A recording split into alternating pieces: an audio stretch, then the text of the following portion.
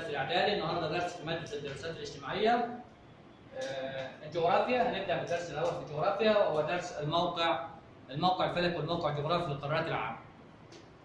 هنبدا اولا في درس تمهيدي بيتكلم عن سطح الارض. سطح الارض بينقسم الى يابس وماء، بتبلغ مساحته 510 مليون كيلومتر مربع.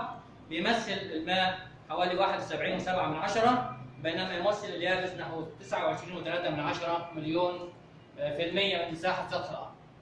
اليابس بيعرف باسم القارات. عدد القارات عندنا 7 قارات تتمثل في قارة آسيا وأفريقيا وأوروبا، أمريكا الشمالية وأمريكا الجنوبية وأستراليا، والقارة القطبية الجنوبية. أما الماء فيتمثل معظمه في المحيطات، وعندنا 5 محيطات. المحيط الهادي أكبر المحيطات مساحة، ثم الأطلنطي، ثم الهندي، ثم القطب الجنوبي، ثم القطب الشمالي. عندنا أكبر قارات العالم مساحة قارة آسيا، أصغر قارات العالم مساحة قارة أستراليا. النهارده هنتكلم عن الموقع الفلكي والجغرافي لقارات العالم.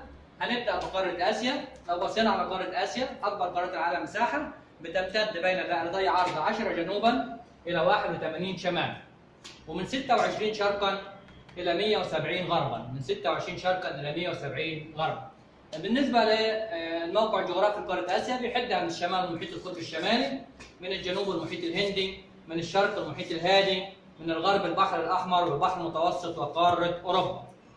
في بعض الخصائص بتميز قارة آسيا عن غيرها من القارات غير المساحة الكبيرة، إن هي بتكثر بها الجزر وأشباه الجزر. فمن أهم الجزر بها جزر اليابان وجزر الفلبين، كما يوجد بها أشباه جزر زي شبه جزيرة الملايو، شبه جزيرة الهند، شبه الجزيرة العربية. كمان بيوجد في آسيا أكبر بحر مغلق في العالم وهو بحر قزوين. أكبر بحر مغلق موجود في آسيا وهو بحر قزوين. بتقترب آسيا من أفريقيا عند مضيق باب المندب. بتتصل آسيا بأفريقيا عن طريق شبه جزيرة سيناء وبرزخ السويس اللي حفرت فيه قناة السويس. لو اتكلمنا عن تضاريس آسيا، هنتكلم عن التضاريس مع الموقع الفلكي والجغرافي. بتنقسم التضاريس في آسيا إلى جبال وهضاب وسهول. الجبال عندنا في آسيا موجودة في غرب القارة هنا، تتمثل في جبال طروس في تركيا، وجبال زاجرس في العراق وإيران. كما توجد جبال الهيمالايا في وسط آسيا، وهي أعلى جبال في العالم، وبها أعلى قمة جبلية في العالم قمة إيفرست، ويبلغ ارتفاعها 8848 متر. كما توجد الجبال أيضا في شرق القارة تتمثل في جبال اليابان. أما بالنسبة للهضاب فعندنا أكثر من هضبة في قارة آسيا. عندنا هضبة شبه الجزيرة العربية في غرب القارة. عندنا هضبة التب في وسط القارة، ودي تعتبر أعلى هضاب العالم، وبيسموها بسقف العالم. يعني لما يجي لك يقول لك بما تفسري تسمى هضبة التب بسقف العالم، نقول له لارتفاعها عن قمم الجبال، لارتفاعها عن قمم الجبال. كما توجد أيضا عندنا هضبة الدكن في الهند، هضبة الدكن في الهند. بالنسبة للسهول بتنقسم السهول إلى سهول ساحلية وسهول فيضية. السهول الساحلية اللي هي بتبقى موجودة بجوار البحار والمحيطات، ودي بتحيط بالقارة. فعندنا سهول ساحلية على المحيط القطبي الشمالي، وسهول ساحلية على المحيط الهندي في الجنوب، وسهول ساحلية على المحيط الهادي في الشرق، وسهول ساحلية على البحر الأحمر والبحر المتوسط في الغرب. كما توجد سهول ساحلية متفرقة حول بحر قزوين في وسط القارة أو في داخل القارة. بالنسبة للسهول الفيضية موجودة في الشمال وفي الغرب وفي الجنوب وفي الشرق. في الشمال بتتمثل في سهول سيبيريا. سهول سيبيريا التي تجري بها أنهار أوب وينسي ولينا. تجري بها أنهار أوب ونهر ينسي ونهر لينا. هذه الأنهار بتفقد أهميتها الاقتصادية نظرا لتجمدها، لأنها أنهار متجمدة وبتصب في المحيط القطبي الشمالي. ليس لها أهمية اقتصادية، يعني غير صالحة للملاحة النهرية، يعني السفن ما ينفعش تمشي فيها لأنها متجمدة معظم شهور السنة. عندنا السهول الغربية بتتمثل في سهول نهري دجلة والفرات في العراق. سهول نهري دجلة والفرات في العراق اللي بتصب في الخليج العربي. وعندنا سهول نهر السند في الجنوب اللي بتصب في البحر العربي ثم المحيط الهندي. وعندنا سهلي منشوريا وسهل الصين العظيم في الشرق. سهل منشوريا وسهل الصين بتجري في سهل الصين مجموعة من الأنهار، أهمهم نهر اليانجستي. ده بالنسبة لتضاريس قارة آسيا. لو جينا لقارة أفريقيا، القارة الثانية في المساحة بعد آسيا، اتكلمنا عن الموقع الفلكي والجغرافي بتاع آسيا. طبعا موقع فلكي معناه موقع المكان بالنسبة لخطوط الطول ودوائر العرض. موقع جغرافي معناه موقع المكان بالنسبة لليابس والماء المجاور ليه. الموقع الفلكي الآسيوي لأفريقيا بنلاقيها بتمتد بين درجتي عرض 37.5 شمالا ل 34.5 جنوبا، ومن 17 غربا ل 51 شرقا. 17 غربا ل 51 شرقا. أما بالنسبة للموقع الجغرافي فبيجاورها البحر المتوسط من الشمال، المحيط الهندي والبحر الأحمر من الشرق، والمحيط الأطلنطي من الغرب. تتميز آسيا بقلة الجزر، فلا يوجد بها إلا جزيرة مدغشقر وجزر القمر. جزيرة مدغشقر وجزر القمر فقط في قارة أفريقيا. لو اتكلمنا عن التضاريس في قارة أفريقيا بتكلم عن الجبال والهضاب والسهول في أفريقيا. بالنسبة للجبال بنلاقي هنا في جبال في شمال غرب القارة تتمثل في جبال الأطلس واللي بتحصر بينها هضبة الشطوط. لو اتكلمنا عن شرق القارة هنلاقي جبال البحر الأحمر. شمال شرق القارة في سلاسل جبال البحر الأحمر في شمال الشرق البر. في الشرق عندنا جبل كينيا وجبل كليمنجارو. عند خط الاستواء بنلاقي جبل كينيا وجبل كليمنجارو في شرق القارة. في الجنوب الشرقي للقارة بنلاقي جبال دراكنزبرج في الجنوب الشرقي. بالنسبة للهضاب يسود المظهر الهضبي سطح أفريقيا، يعني سطح أفريقيا معظمه هضاب. فعندنا في الشمال هضبة الصحراء الكبرى اللي منها الصحراء الشرقية والصحراء الغربية في مصر. في شرق القارة توجد هضبة أثيوبيا. في وسط القارة توجد هضبة البحيرات الاستوائية. وهضبة أثيوبيا وهضبة البحيرات الاستوائية بيمثلوا منابع نهر النيل، يعني بيمد نهر النيل بالمية. في جنوب القارة توجد هضبة جنوب أفريقيا واللي بتقطعها بعض الأنهار، أهمهم نهري الزمبيزي واللبوبو في الشرق اللي بيصب في المحيط الهندي، ونهر الأورنج في الغرب اللي بيصب في المحيط الأطلنطي. ده بالنسبة للهضاب. أما بالنسبة للسهول فعندنا في أفريقيا 3 أنواع من السهول، ساحلية وفيضية وصحراوية. السهول الساحلية بنلاقيها في الشمال على البحر المتوسط، وفي الشرق على البحر الأحمر والمحيط الهندي، وفي الغرب على المحيط الأطلنطي. سواحل أفريقيا تتميز بالضيق. السهول الساحلية في أفريقيا تتميز بالضيق بسبب، لو قال لك بما تفسر نقول له بسبب اقتراب حافات الجبال والهضاب من الساحل. بالنسبة للهضاب في أفريقيا تكلمنا عنها، هنتكلم عن السهول، تكلمنا عن السهول الساحلية. بالنسبة للسهول الفيضية هنلاقيها في سهول موجودة في سهول حوض نهر النيل في مصر والسودان وجمهورية جنوب السودان وباقي دول حوض النيل. طبعا كلمة حوض النهر معناها الأراضي التي يجري فيها النهر أو أحد روافده أو يرويها النهر بماء. حوض النهر هكررها تاني، معناها الأراضي التي يجري فيها النهر أو أحد روافده أو يرويها النهر بماء. عندنا سهول حوض نهر النيل اللي بيصب في البحر المتوسط. عندنا سهول حوض نهر الكونغو، سهول نهر حوض النيجر اللي بيصب في خليج غينيا، وسهول حوض نهر الكونغو اللي بيصب في المحيط الأطلنطي. دي أهم السهول الفيضية اللي موجودة في أفريقيا. عندنا سهول في أفريقيا اسمها سهول صحراوية. تتميز أفريقيا بوجود السهول الصحراوية نظرا لاتساع الصحاري بها، خاصة الصحراء الكبرى. فعندنا مساحة كبيرة من الرمال والحصى بتوجد في ليبيا، بيعرف السهل الصحراوي في ليبيا باسم بحر الرمال العظيم، باسم سهل جلينشو في ليبيا، وبيمتد في مصر ويعرف باسم بحر الرمال العظيم. أيضا في سهول صحراوية في صحراء كالهاري في الجنوب. ده بالنسبة لأفريقيا، سهول صحراوية وسهول فيضية وسهول ساحلية. نيجي لقارة أوروبا.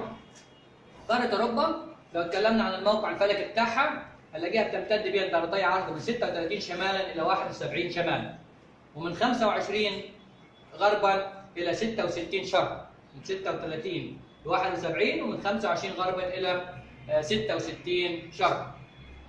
لو اتكلمنا عن الموقع الجغرافي لأفريقيا هنلاقي بيحدها أو بيجاورها البحر المتوسط من الجنوب، بيفصلها عن قارة أفريقيا. من الشمال المحيط القطبي الشمالي، من الشرق قارة آسيا، من الغرب المحيط الأطلنطي. لو اتكلمنا عن التضاريس في قارة آسيا، نمرة 1 عندنا الجبال.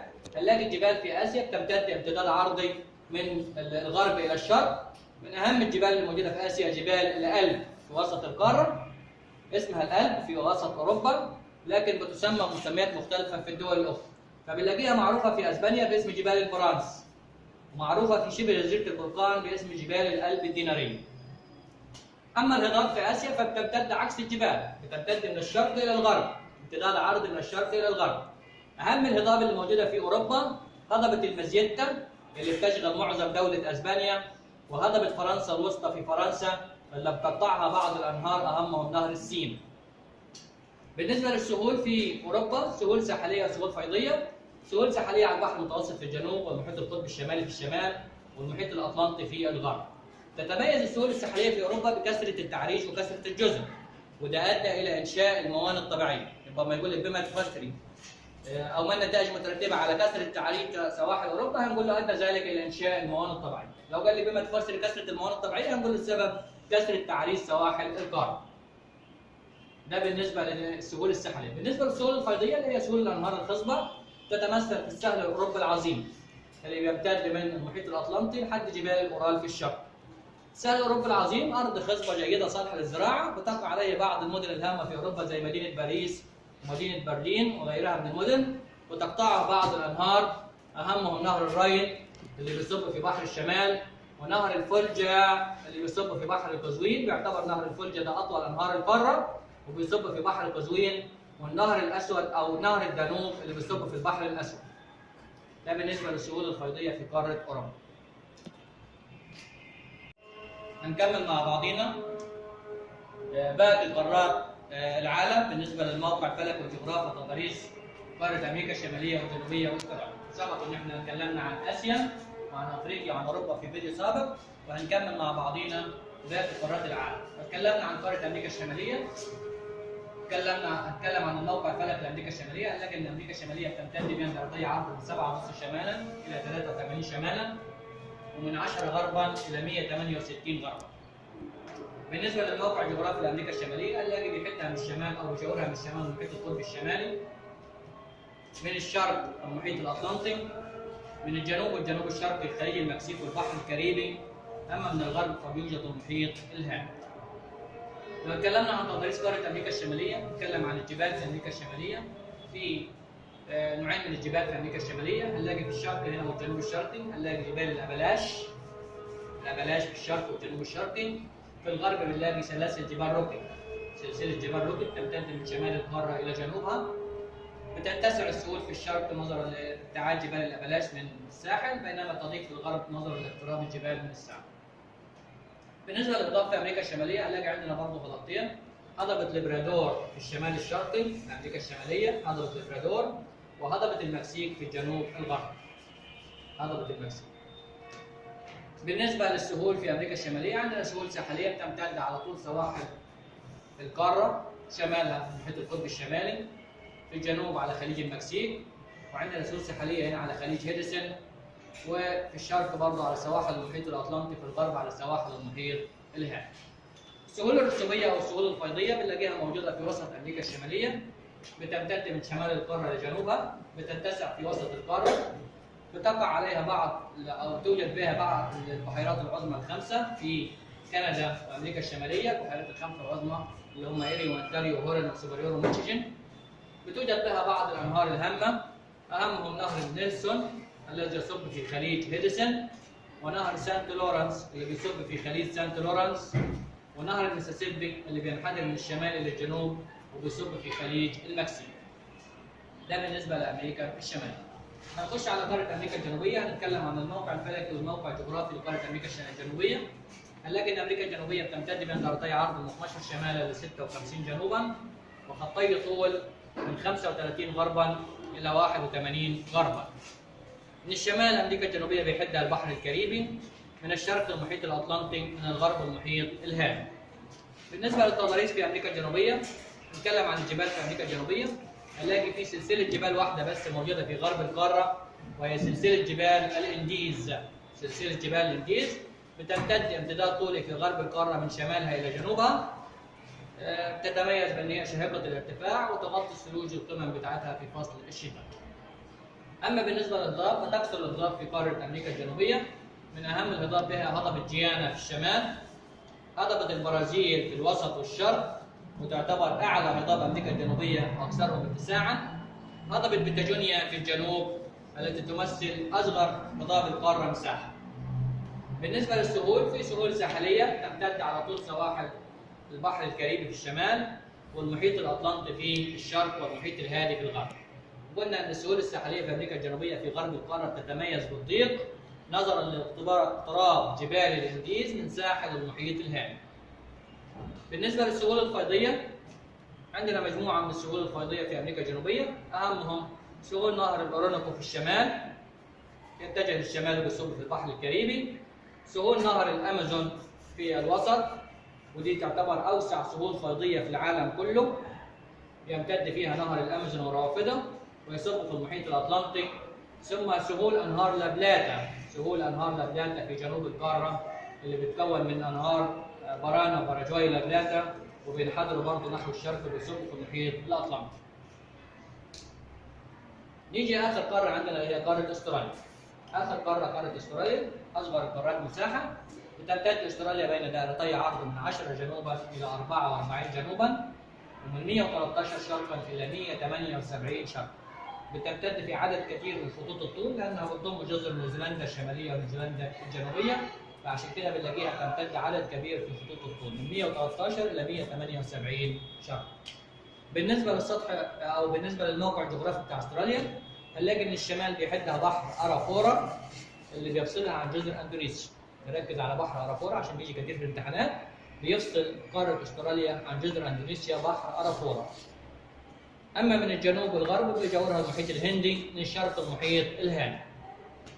ده بالنسبه لموقع الجغرافي. بالنسبه لسطح استراليا، الجبال في استراليا موجوده في الشرق، تمتد امتداد طولي في شكل قوس شمال شرق القاره وشمال وجنوب شرق القاره، شكل قوس في شرق القاره، تسمى بجبال الألب الاستراليه او جبال الحاجز الكبير. عندنا سلسلتين، جبال الحاجز الكبير الشماليه وجبال الحاجز الكبير الجنوبيه.